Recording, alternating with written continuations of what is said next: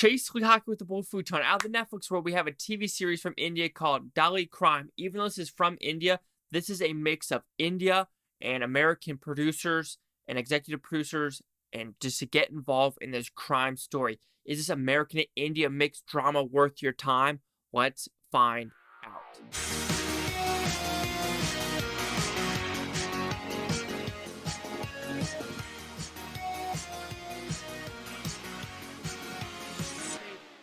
And forewarned, even though I say it's American and India mix, all the actors are from India, and just Americans are behind the camera helping to produce this show. So what is season 1 about? It's a very simple premise. This is based on true crime events that occurred that changed India law. And this story talks about a brutal rape by 6 men and an iron rod. That's all I'm going to say, because this story could have gone deep into like showing stuff, and they didn't decide to show it, which is very strong, because the dialogue in this movie is, or TV show, 7 episodes, so crisp and so disturbing. Even though some storylines I feel like were kind of left on the wayside and should have been a little bit more productive. So with that, I'll give the negatives of the film first. And to me, it is the daughter storyline of the main woman cop. The whole daughter storyline is her wanting to go to Toronto for college because she feels like Dolly, I'm pretty sure I'm saying that name completely wrong, the city. I'm sorry, so I'm going to call it the city of D. No, I can't. That sounds really wrong. Anyway, she wants to go to Toronto because she feels like this city is unsafe. And the mother cop is trying to say, yes, it is. It's safe. Your family's here. But she really wants to go to Toronto. I feel like that storyline kind of just drops and it kind of concludes at the very end, which doesn't really make sense for the daughter's like, oh, you need to show me around because I think I want to be part of the city. Which the whole reason of the 7 episodes is her wanting to go to Toronto, but the last 5 minutes she doesn't want to. Or maybe it's going to completely change in season 2, which I'm going to continue watching that tonight. But I just felt like that storyline just felt a little off.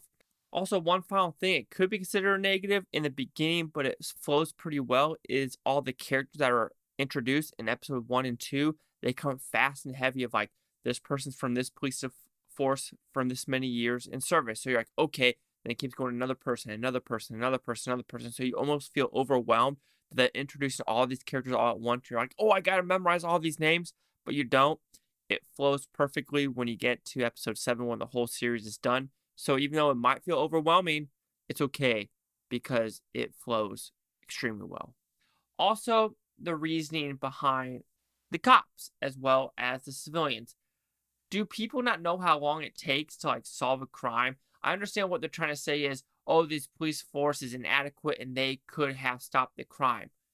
No crime can be stopped when you have psychopaths and just crazy people that they want to hurt people. It doesn't matter what the cops do. It really doesn't matter what anyone can do. If these people are going to hurt people and they ban stuff, they're going to get it with any means necessary. That's just their personality. So I think people need to realize cops are trying to do the best they can, especially with a case like this where a person, 6 people, raped a girl front and back and took a metal rod in her vagina and decided to take out her intestines. Like, it is fucking livid. It is, so the dialogue in this movie, like, I had to pause the TV show. There's very few shows, gore doesn't bother me, but the dialogue bothered me in a very sadistic way of like, this happened. And I almost like, I want to say threw up, but my stomach turned. Just with dialogue, how it was written is so sharp and just fucking surreal. That's all I could say is, if you don't get sucked into this story with wanting to catch these bastards, and stuff like this is why I believe in the death penalty. Some people are like, oh, but they could be innocent. No, some people aren't innocent and deserve to not be on this earth.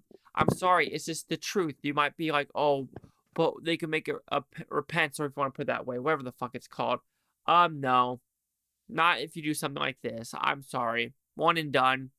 You should know your actions before you do it. But the cinematography, the writing, the acting, the directing, everything involved is like better than a lot of TV crime dramas that I see on American television. Yeah, Netflix, you can consider American television, but I feel like Americans won't watch this because they see, oh, this is about a city in India, so why do I care about this story? That's completely fucked up. you need to watch this story because it is grounded, realistic. There is dialogue in here that like portrays to American cops as well as Indian cops of like just the differences of New York City budget, India budget, what happens with the Indian cops of like a lot of money a lot of stuff they have to do comes out of their own pocket. What they eat is very different from what we eat in America. And people need to realize like the poorest people in America are still like the richest people around the world. So this goes into the social aspect and climate of like the politics, the media, and everything like that. And it does it in such a smart way in only 7 episodes. And season 5 is only 5 episodes, so I find that very interesting what this one is going. So overall, Dolly, I want to get this name right. I have Rosetta Stone. I bought a subscription, a lifetime subscription of like the 22 languages. I'm trying to do my hardest, but I have a horrible tongue when it comes to talking. It's miserable. Ew. Anyway, sharply written with the crime. I do think the writing is a little bit poor when it comes to the daughter storyline. And then I could say the negative is just like, are people really this like now culture? It's like, let the cops do their job. And even though you might hate the cops, they are trying to do the best they can with the budget they're giving and just with the scenarios they are presented. Doesn't make sense. But like the directing, the acting, the technical aspect of this show is top notch. And I can't find a single flaw in that part. So Dolly Crime Season 1 will receive a 4.5 out of 5 of Futon, so it equals at 90%. So let's see the Critics News scores gave this one. So the critics a 94% with 16 of them.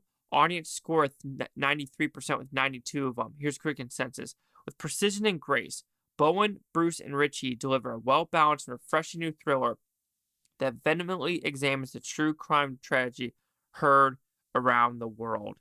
So this was based in I can't tell you when it was based, but I thought it was fantastic. Critics are enjoying it. They're giving it 3.5 out of 5. Of course, I'm giving it higher because a lot of crime shows you just watch like, yeah, okay.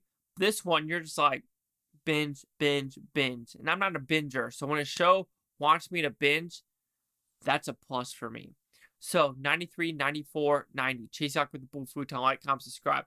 Another thing is Movitopia. You Movitonians, thank you for watching. Have a fantastic day. And thank you for watching these. I'm getting a sponsor. Let's get 1,400 subscribers by the end of September. It's going to be hard. It feels like I've had a little bit of a downhill spiral. Like, I've come and go, people. I want to give away free stuff. Help me give away free stuff.